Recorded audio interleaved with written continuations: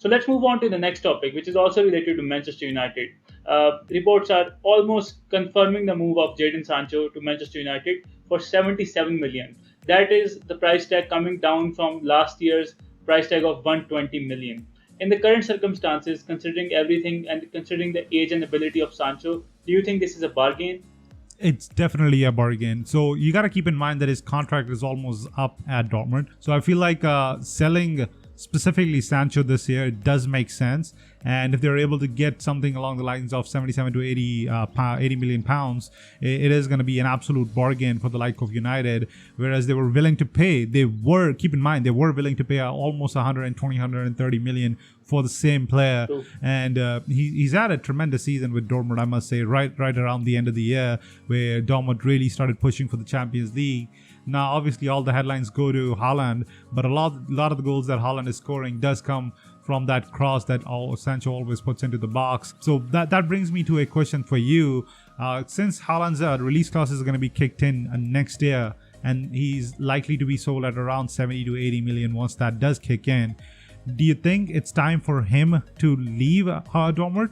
To me, I would love to have him at Man United, but I think he would go for the bigger clubs. He would go for Barcelona or probably Man City, if I must say, or even Real Madrid can lure him in.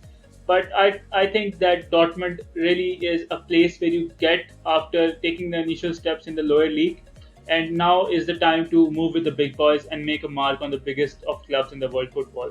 Dortmund is a good club, but I think that is a transition club. Obviously, they don't achieve a lot in terms of trophies, and a player like Haaland would not be very happy for a longer time if he goes trophyless for a longer duration. So I think he would definitely move.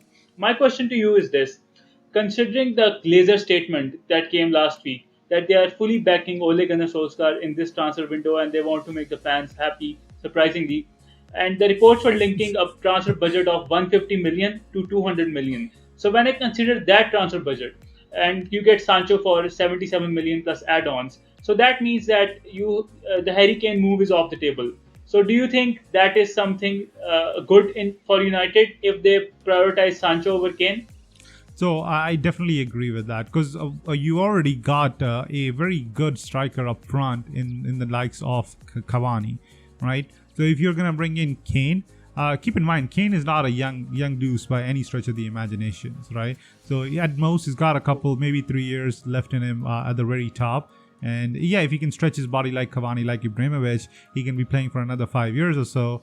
But Sancho is a younger profile, and he's going to be coming in at a cheaper price compared to Harry Kane this year, right? So Kane, at most, should definitely be sold at around 100 million mark.